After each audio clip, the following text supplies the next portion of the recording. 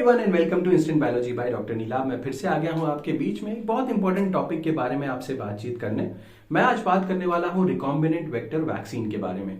आपको पता ही होगा कि ऑलरेडी हम लोग कई वीडियोस बना चुके हैं वैक्सीन के ऊपर। टू बी मोर प्रिसाइज हम लोग बात कर चुके हैं एटीन्यूएटेड वैक्सीन के ऊपर, हम लोग बात कर चुके हैं सब यूनिट वैक्सीन के ऊपर, और हम लोग ये भी बात कर चुके हैं कि जो किल्ड वैक्सीन होती हैं, एक तो हमने लाइव एटीन्यूएटेड के बारे में बात की थी और एक बेसिकली किल्ड वैक्सीन के बारे में भी बात की थी। तो आज हमारा नेक्स्ट लेक्चर जो है वो रिकॉम्बिनेंट वेक्टर वैक्सीन के ऊपर है। काफी इंपॉर्टेंट लेक्चर है क्योंकि काफी सारी जो बेसिकली जो वैक्सीन हैं आजकल जो है वो रिकॉम्बिनेंट वेक्टर वैक्सीन के कॉन्सेप्ट के ऊपर बन करके तैयार हो रही हैं। तो चलिए बिना देर किए हुए शुरू करते हैं और डिस्कस करते हैं कि सारी की सारी चीजें। देखिए रिकॉम्बिनेंट का मतलब क्या होता है। अगर मैं आपसे पूछूं कि what do you mean by recombinant, तो रिकॉम्बिनेंट का मतलब होता है रिकंबाइन करना किसी चीज को। रिकॉम्बिनेंट शब्द कहां से आया है? It has come from the term recombination या रिकंबाइन करने से आता है। तो रिकॉम्बिनेंट मतलब रिकंबाइन करना, किन्हीं दो चीजों को आपस में जोड़ देना, रिकंबाइन कर देना, यही कहलाता है रिकॉम्बिनेशन। वेक्टर का मतलब आपको पता है, वेक्टर का मतलब होता है व्हीकल या कोई ऐसी चीज जो हमारे जो जीन ऑफ इंटरेस्ट को ट्रांसफर कर सके किसी ऑर्गेनिज्म के अंदर, उसको हम लोग वेक्टर बोलते हैं। और वैक्सीन तो आपको पता ही है, हम लोग ऑलरेडी वैक्सीन के बारे में काफी सारी बात कर भी रहे हैं। तो चलिए शुरू करते हैं एक एक बात के बारे में। सबसे पहले देखते हैं कि रिकॉम्बिनेंट वेक्टर वैक्सीन की आखिर जरूरत क्यों पड़ी।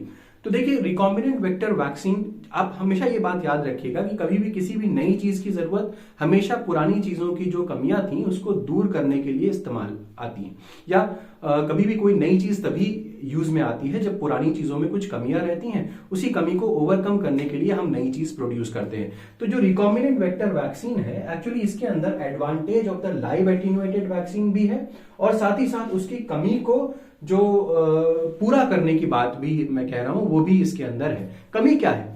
हम आपको ऑलरेडी बता चुके हैं कि लाइव एटीन्यूएटेड वैक्सीन जो है वो काफी ज्यादा प्रोमिनेंट थी, काफी बेहतरीन उसका रिस्पांस था। अगर आप चाहे बी सेल मीडिएटेड देखें, चाहे आपका टी सेल मीडिएटेड रिस्पांस देखें, दोनों ही लाइव एटीन्यूएटेड वैक्सीन में काफी अच्छा था। बट उसके साथ एक ही परेशानी थी। उसके साथ परेशानी क्या थी? उसके साथ परेशानी ये थी कि वहां पे रिवर्जन होने का चांस ज्यादा था, क्योंकि आप लाइव कोई ऑर्गेनिज्म दे रहे हैं। तो लाइव ऑर्गेनिज्म आपने ऑलरेडी, मैं ये मान सकता हूं कि आपने ऑलरेडी उस ऑर्गेनिज्म को इस तरीके से एटीन्यूएट कर दिया है कि वो वापस रिवर्ट करने की संभावना थोड़ी सी कम हो जाती है। बट क्या हम पूरी तरीके से उस संभावना को खत्म कर सकते हैं? जवाब है नहीं। तो we can not negate it completely, हम पूरी तरीके से उसको खत्म नहीं कर सकते। तो अगर हम पूरी तरीके से खत्म नहीं कर सकते तो कहीं ना कहीं चांस है उसके रिलैप्स करने का या रिवर्ट करने का। इस चीज को अगर, ये जो एक सबसे बड़ी प्रॉब्लम जो लाइव एटीन्यूएटेड वैक्सीन के साथ है, जैसे कि मैंने यहाँ पे लिखा भी हुआ है, एक सबसे बड़ी प्रॉब्लम जो लाइव एटीन्यूएटेड वैक्सीन के साथ ये है कि वहां पे रिवर्जन होने की संभावना है। यानी कि वायरस जो है, जो अभी तक निष्क्रिय था, यानी कि जो अभी तक आपको डिजीज कॉज नहीं कर पा रहा था, चांसेस है कि वो रिवर्ट करके आपको डिजीज कॉज कर सके। तो ये कहानी हो गई। तो अब ये वाली प्रॉपर्टी तो होगी ही हमारी रिकॉम्बिनेंट वैक्सीन में, यानी कि वो उसके पास लाइव एटीन्यूएटेड वाली कैपेसिटी तो होगी ही होगी, बट उसके अंदर जो कमी थी उसको दूर कर दिया गया है रिकॉम्बिनेंट वेक्टर वैक्सीन के अंदर। देखते हैं किस तरीके से किया जाता है। तो यहाँ पे कॉन्सेप्ट क्या है? यहाँ पे जिस भी ऑर्गेनिज्म के अगेंस्ट आप वैक्सीन बना रहे होते हैं, फिर से समझिएगा, जिस भी ऑर्गेनिज्म के अगेंस्ट आप वैक्सीन बना रहे होते हैं उसके इंडिविजुअल स्पेसिफिक जीन्स को, अगर इंडिविजुअल स्पेसिफिक जीन्स की बात मैं करूं तो बेसिकली जो उसके की एंटीजेंस हैं, जैसे कि बहुत सारे ऑर्गेनिजम्स के सरफेस के ऊपर जो प्रोटीन्स पाए जाते हैं वो उसके की एंटीजेंस होते हैं। जैसे कि एग्जांपल के तौर पे अगर मैं यहाँ पे बताऊं तो ये एक, मान लीजिए एक पैथोजन है, इसके सरफेस के ऊपर ये इस तरीके के प्रोटीन्स पाए जा रहे हैं, ये मान लीजिए कि की एंटीजेंस हैं इस पैथोजन के।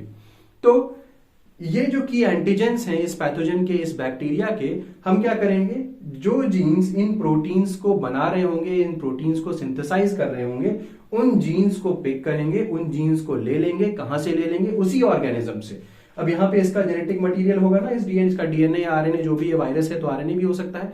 जो जेनेटिक मटेरियल होगा उससे हम जो जीन इस प्रोटीन को बना रहा होगा, इस सरफेस प्रोटीन को बना रहा होगा, उसको वहां से आइसोलेट कर लेंगे। और आइसोलेट करने के बाद क्या कर लेंगे, इसको हम पहुंचा देंगे एटीन्यूएटेड वायरस या बैक्टीरिया के अंदर। क्या हुआ सर, समझ में नहीं आया? सबसे पहले तो इंडिविजुअल जीन्स या की एंटीजेंस को हमने सबसे पहले आइडेंटिफाई कर लिया। ये बात तो समझ में आ गई हो, किससे? किससे आपने ये आइडेंटिफाई किया है, किससे आपने ये निकाला? जिस बैक्टीरिया या जिस वायरस के अगेंस्ट या जिस बैक्टीरिया के अगेंस्ट आप वैक्सीन बनाना चाहते हैं, उसी की बॉडी से, उसी ऑर्गेनिज्म से आपने वो जीन आइसोलेट कर लिया, वो जो की एंटीजन है उसको बना रहा है, वो जीन निकाल लिया यहां से। नेक्स्ट क्या कर दिया? इट इज इंट्रोड्यूस्ड, क्या करेंगे? इस जीन को इंट्रोड्यूस कर देंगे इनटू सेफ एटीन्यूएटेड वायरस या बैक्टीरिया। अब आपको पता है कि बहुत सारे ऑलरेडी ऐसे वायरस या बैक्टीरियाज एटीन्यूएट किए जा चुके हैं। आपको पता है कि हम बहुत सारे वायरसेस या बैक्टीरिया को ऑलरेडी एटीन्यूएट कर चुके हैं, निष्क्रिय जैसा कर चुके हैं, ताकि वो डिजीज कॉज ना कर सके। ऐसे बहुत सारे बैक्टीरिया ऑलरेडी हो चुके हैं या वायरस आ चुके हैं। अब हम क्या कर रहे हैं? उन एटीन्यूएटेड बैक्टीरिया या वायरस के जीनोम में सिर्फ ये इंडिविजुअल जीन उठा करके इंसर्ट कर देते हैं। तो यहां पे आपको समझ में आया होगा कि रिकॉम्बिनेंट की बात जो मैं कर रहा था वो क्या है। रिकॉम्बिनेंट का मतलब क्या होता है? जब दो सोर्सेस, अलग अलग सोर्सेस से हम उठा करके जेनेटिक मटेरियल आपस में जोड़ते हैं, इसी को हम लोग रिकॉम्बिनेशन बोलते हैं। तो यहां पे जो हमारा पैथोजन है जिसके अगेंस्ट हम वैक्सीन बनाना चाहते हैं, उससे एक की स्पेसिफिक जीन हमने यहां से उठाया और उसको जोड़ दिया किसमें जाकर के? जो ऑलरेडी नोन एटीन्यूएटेड वायरस या बैक्टीरिया है, उनको तो हम पहले ही एटीन्यूएट कर चुके हैं, बस यहां से जीन उठा करके वहां डाल दिया। इससे फायदा क्या हुआ? इससे फायदा ये हुआ कि हमें ये पूरा ऑर्गेनिज्म देना नहीं पड़ रहा है, ये क्योंकि ये ऑर्गेनिज्म बहुत पैथोजेनिक है। तो अगर हम इसको दे देंगे तो क्या हो सकता है? चांसेस है कि ये रिवर्ट कर जाए, जैसे लाइव एटीन्यूएटेड वैक्सीन के केस में हम बता रहे हैं ना कि अगर आप डायरेक्टली इसको देंगे तो मे भी हो सकता है कि ये रिवर्ट कर जाए। हम इस जो पॉसिबिलिटी है इसको पूरी तरीके से खत्म कर रहे हैं। क्या करेंगे? यहां से थोड़ा सा जीन उठा लिया जो कि की एंटीजन को प्रोड्यूस कर रहा होगा, और इस जीन को उठा करके इंसर्ट करवा दिया, introduced into safe attenuated virus या बैक्टीरिया। अब ये जो सेफ एटीन्यूएटेड वायरस या बैक्टीरिया हो गए, ये मेरे एक तरीके से हो गए कैरियर्स के तरीके से, लाइव कैरियर्स के तरीके से। क्यों? क्योंकि ये कैरी कर रहे हैं। किसको कैरी कर रहे हैं? हमारा जो प्रोटीन है, यानी कि हमारा जो जीन है, जो इस पैथोजन का जो जीन है उसको कैरी कर रहे हैं अपने साथ। तो हम एक तरीके से ये भी कह सकते हैं कि जो एटीन्यूएटेड ऑर्गेनिज्म है वो कुछ और नहीं, वो हमारे वेक्टर के तरीके से है। आपको याद होगा ना, वेक्टर क्या होता है? वेक्टर होता है व्हीकल। व्हीकल का काम क्या होता है? कैरी करना, ट्रांसपोर्ट करना। किसको? ये हमारा जो जीन है इसको कहां ट्रांसपोर्ट करना? किसी ऑर्गेनिज्म के अंदर ट्रांसपोर्ट करना। तो ये हमने पहले ही एटीन्यूएटेड बैक्टीरिया या वायरस बना रखे हैं, जिसके अंदर यहां से उठाया हुआ जीन हम पहुंचा देते हैं उसके अंदर। अब ये वेक्टर क्या है? रेप्लिकेट या एक्सप्रेस कर सकता है इनसाइड द ऑर्गेनिज्म। तो ऑर्गेनिज्म के अंदर जैसे कि ऑर्गेनिज्म क्या हो गया? जैसे कि ह्यूमन बीइंग हो गया। तो अब आपने इस वेक्टर को उठाया, यानी कि ये जो ऑलरेडी एटीन्यूएटेड वायरस या बैक्टीरिया है, इसके अंदर आपने ये जीन डाला, और ये एटीन्यूएटेड वायरस या बैक्टीरिया को एज अ वेक्टर हम यूज कर रहे हैं। कैसे? ये वेक्टर आप ह्यूमन बॉडी के अंदर डाल देंगे। अब ह्यूमन बॉडी के अंदर ये रेप्लिकेट करेगा, एक्सप्रेस करेगा। तो ये वेक्टर का काम हो गया। बेसिकली वेक्टर यही तो करता है, अपने आप को मल्टीप्लाई करता है, अपने आप को एक्सप्रेस करवाता है। तो ये चीज हो गई एक तरीके से आपका रिकॉम्बिनेंट वैक्सीन के बारे में मैंने आपको बताया। तो अब यहां पे देखते हैं कि जो प्रॉब्लम ऑफ रिवर्जन है वो पूरी तरीके से समाप्त हो जा रही है। यहां पे किस तरीके, इसलिए आप क्यों कह रहे हैं कि प्रॉब्लम ऑफ रिवर्जन बिल्कुल खत्म हो जाएगी? रिवर्ट कब हो सकता था? जब वो ऑर्गेनिज्म पूरे फॉर्म में होगा, जब वो ऑर्गेनिज्म पूरा कंप्लीट ऑर्गेनिज्म आपने बॉडी के अंदर डाल रखा है, तभी तो चांस है रिवर्ट करने का। अगर आपने सिर्फ उसका एक छोटा सा जीन उठा करके डाल रखा है या सिर्फ एक छोटा सा प्रोटीन मौजूद है, तो वो रिवर्ट नहीं कर सकता। इसीलिए यहां पे पहला ही पॉइंट लिखा हुआ है कि सबसे पहली खास बात रिकॉम्बिनेंट वैक्सीन की यह है कि पूरी तरीके से जो रिवर्जन की बात है वो एलिमिनेट हो जाएगी। तो मैंने आपको समझाया व्हाई। Move more quickly. अब जैसे कि आपको पता है कि यूएस वगैरह में और हिंदुस्तान के अंदर भी जब भी कोई ड्रग, जब भी कोई वैक्सीन को अप्रूव किया जाता है तो उसके बहुत सारे स्टेजेस होते हैं। वैक्सीन को के लिए बहुत सारे क्लिनिकल ट्रायल्स करने पड़ते हैं। अब इस तरीके की वैक्सीन जो है वो क्लिनिकल ट्रायल्स के थ्रू बहुत तेजी के साथ मूव कर सकती हैं आगे। क्यों? क्योंकि इसमें आधा काम ऑलरेडी हो चुका है। क्यों? क्योंकि ऑलरेडी आपने एटीन्यूएटेड वायरस और जो बैक्टीरिया थे वो तो अप्रूव्ड ऑलरेडी है ही, उनका तो अप्रूवल पहले ही हो चुका है। बस आपने क्या किया? दूसरी जगह से छोटा सा जीन उठा करके अपने एटीन्यूएटेड वायरस या बैक्टीरिया के अंदर पहुंचा दी, बस इतना ही तो किया है और कुछ तो नहीं किया। ये कहानी होगी। ठीक है, तो they move more quickly through the testing phase. Testing phase से बहुत ही क्विकली मूव कर जाते हैं। नेक्स्ट, इसका एक रीसेंट एग्जांपल है येलो फीवर वैक्सीन। अब देखिए येलो फीवर वैक्सीन जो है वो engineered to express antigens from West Nile virus. अब देखिए येलो फीवर की वैक्सीन जो है ऑलरेडी बेसिकली बन चुकी है, तो ये आपको पता ही है कि येलो फीवर की वैक्सीन ऑलरेडी पहले बन, जो recent example is yellow fever vaccine engineered to express antigens from West Nile virus. तो क्या किया गया है, वेस्ट नाइल वायरस से एंटीजेंस लिए गए हैं और उसको already made yellow fever vaccine के अंदर डाल दिया गया है। बेसिकली जो हमारा ऑर्गेनिज्म है येलो फीवर वैक्सीन वाला उसके अंदर इंसर्ट कर दिया गया है। अब क्या होगा, हमारा ये रिकॉम्बिनेंट बन गया, तो अब जैसे ही आप इसको बॉडी के अंदर, ह्यूमन बॉडी के अंदर डालेंगे तो अब क्या होगा, वेस्ट नाइल वायरस के अगेंस्ट भी ह्यूमन बॉडी एक्टिवेट हो जाएगी। तो ये कहानी है रिकॉम्बिनेंट वेक्टर वैक्सीन की। Next, organisms that might be used as vectors. बहुत सारे ऑर्गेनिजम्स ऐसे हैं जिनको हम वेक्टर की तरीके से इस्तेमाल कर सकते हैं। For example vaccinia, canary pox virus, attenuated polio virus, इसके अलावा adeno virus, attenuated strains of salmonella etcetera. तो ये बहुत सारे ऐसे हम कह सकते हैं कि जो स्ट्रेन्स हैं जिनका इस्तेमाल किया जा सकता है एज वेक्टर्स। ठीक है, तो किया भी जा रहा है, हम इसके ऊपर ज्यादा डिटेल में नहीं जाएंगे, बात तो इसके ऊपर भी बहुत ज्यादा की जा सकती है, लेकिन फिलहाल आप इतना समझिए कि ये सारे के सारे ऐसे वेक्टर्स हैं जिनका इस्तेमाल किया जा सकता है। नेक्स्ट आगे बढ़ते हैं। अब ये देखिए मैंने हिंदी मूवीज से एक चीज बनाई है पूरा इसको आपको समझाने के लिए पूरी तरीके से। तो आप जानते हैं कि एक मूवी आई थी वेलकम करके, जिसमें विद्या बालन जो है वो as a lead actress role play कर रही थी।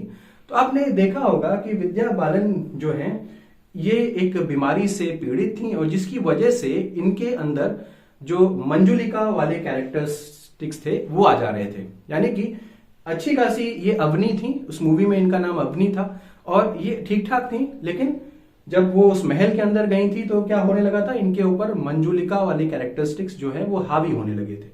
ठीक है, अब जब इनको हिप्नोटाइज किया गया, वो पूरी कहानी आपने देखी होगी वेलकम की, तो वेलकम मैं बोल रहा हूँ, सॉरी, आपका जो मूवी थी आपकी भूल भुलैया, सॉरी मैं वेलकम बोल गया।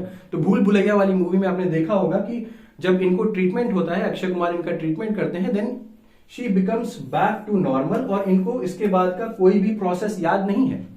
दैट मीन्स इनको कुछ भी अब याद नहीं है, ये वापस नॉर्मल अवनी में कन्वर्ट हो चुकी हैं। तो यहां पे क्या था, ये पूरा होल ऑर्गेनिज्म था जो कि बहुत ज्यादा खतरनाक है। होल ऑर्गेनिज्म था, बहुत ज्यादा खतरनाक है। इसमें से आपने सिर्फ और सिर्फ जो है वो प्रोटीन निकाल लिया, या सॉरी हम कह सकते हैं कि सिर्फ और सिर्फ वो मतलब का आपने जीन निकाल लिया। जीन निकालने के बाद आपने वो जीन ट्रांसफर कर दिया किसी नॉन एटीन्यूएट में, किसी ऑलरेडी एटीन्यूएटेड वायरस के अंदर आपने वो जीन ट्रांसफर कर दिया।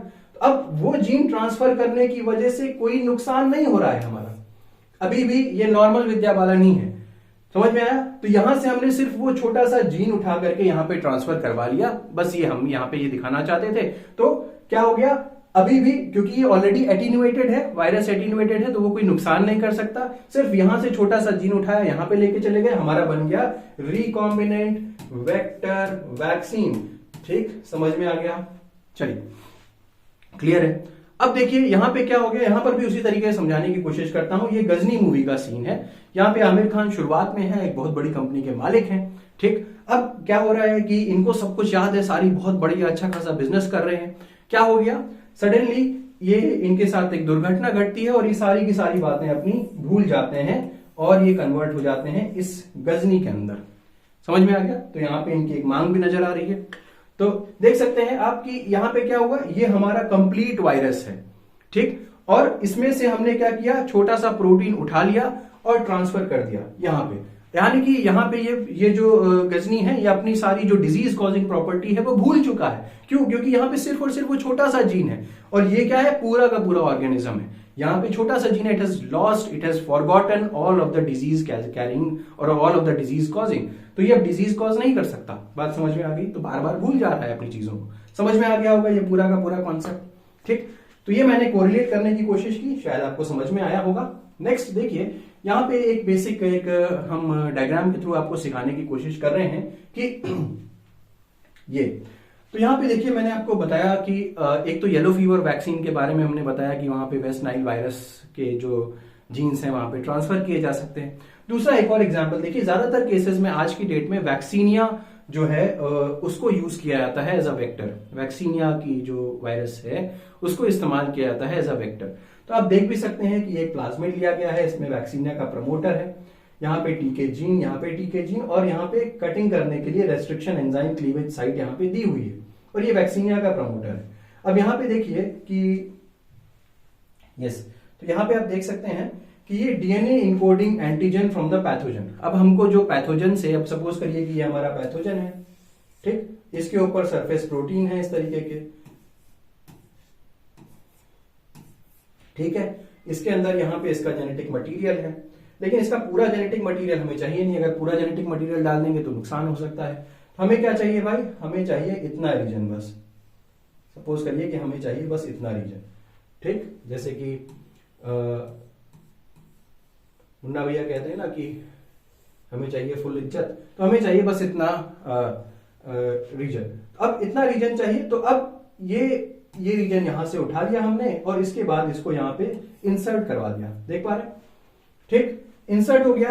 अब ये पूरा जो हमारा रिकॉम्बिनेंट प्लाज्मिड बन करके तैयार हो गया है। अब इस रिकॉम्बिनेंट प्लाज्मिड को हम वैक्सीनिया वायरस के अंदर डाल देंगे, क्योंकि वैक्सीनिया वायरस हमारा क्या हो गया, एक तरीके से वेक्टर की तरीके से काम करेगा। अब तो टिश्यू कल्चर सेल्स में ये वैक्सीनिया वायरस और इसके अंदर रिकॉम्बिनेंट प्लाज्मिड आ गया। मैं बता दूं कि ये जो डायग्राम है ये आपके क्यूबी से लिया गया है, और इसके बाद आप क्या कर सकते हैं, होमोलॉगस रिकॉम्बिनेशन होगा, और उसके बाद आप इसको करेक्टली सेलेक्ट करेंगे कि कौन कौन से वैक्सीनिया वायरस ऐसे हैं जो कि ट्रांसफॉर्म हुए हैं, जिनके अंदर हमारा ये जीन ऑफ इंटरेस्ट आया है। जरूरी नहीं है कि हर वायरस के अंदर हमारा जीन ऑफ इंटरेस्ट चला ही जाए, तो उन वायरस को चूज किया जाएगा जिन वायरस के अंदर हमारा जीन ऑफ इंटरेस्ट गया है, और उसके बाद ये हमारी रिकॉम्बिनेंट वैक्सीन या वेक्टर वैक्सीन हमारी बन करके यहाँ पे तैयार हो गई, ठीक। तो उम्मीद है कि ये पूरा का पूरा डायग्रामेटिक रिप्रेजेंटेशन आपको समझ में आया होगा। व्हाट आर द एग्जांपल्स, बहुत एग्जांपल्स जो हैं ये वो जरूर याद रखिएगा, काफी ज्यादा पूछे जाते हैं। तो hepatitis B vaccine, canary pox, modified vaccine Ankara, adeno virus vaccine, Covishield. Covishield भी देखिए इसी कॉन्सेप्ट के ऊपर, रिकॉम्बिनेंट वेक्टर वैक्सीन के कॉन्सेप्ट के ऊपर बनी हुई है, और कोविड-19 की जो वैक्सीन एस्ट्राजेनेका ने बनाई थी वो भी इसी कॉन्सेप्ट के ऊपर बनी हुई है। तो ये तो सबसे इंपॉर्टेंट है, ये दोनों एग्जांपल्स आपको जरूर याद होनी चाहिए कि कोविशील्ड, आपको याद होगा कोविशील्ड जो है वो सीरम इंस्टीट्यूट ने बनाई थी, और कोविड-19 वैक्सीन की जो एस्ट्राजेनेका है ये भी आपकी इसी कॉन्सेप्ट के ऊपर, रिकॉम्बिनेंट वेक्टर वैक्सीन के कॉन्सेप्ट के ऊपर बनी हुई है। तो उम्मीद है कि आपको पूरी चीजें समझ में आ गई, बस उसमें कुछ है नहीं। पैथोजन से जीन उठाइए, इंसर्ट करवा दीजिए किसी ऑलरेडी एटीन्यूएटेड बैक्टीरिया या वायरस के अंदर, वो क्या करेगा, अपने सरफेस के ऊपर वो एंटीजेंस प्रोड्यूस करने लगेगा, अपने सरफेस के ऊपर वो प्रोटीन्स प्रोड्यूस करने लगेगा। अब जैसे जैसे वो प्रोटीन्स प्रोड्यूस होने लगेंगे उसके सरफेस के ऊपर, हमारी बॉडी एक्टिवेट हो जाएगी उसके अगेंस्ट, क्योंकि वो जो पैथोजन है वो हमको दिया जाएगा, उसको हमारी बॉडी के अंदर इंसर्ट कर दिया जाएगा, तो हमारी बॉडी उसके अगेंस्ट एक्टिवेट हो जाएगी। बस यही है बेसिकली, ठीक। तो ये हुआ, समझ में आ गया होगा मेरी बात। उम्मीद है कि ये वीडियो समझ में आया होगा और पसंद आया होगा। अगर पसंद आया तो इसे जरूर लाइक करिएगा, चैनल को सब्सक्राइब करना ना भूलिएगा, बेल आइकन को जरूर प्रेस करिएगा और अपने फ्रेंड्स के साथ जरूर शेयर करिएगा। Thank you so much, have a good day.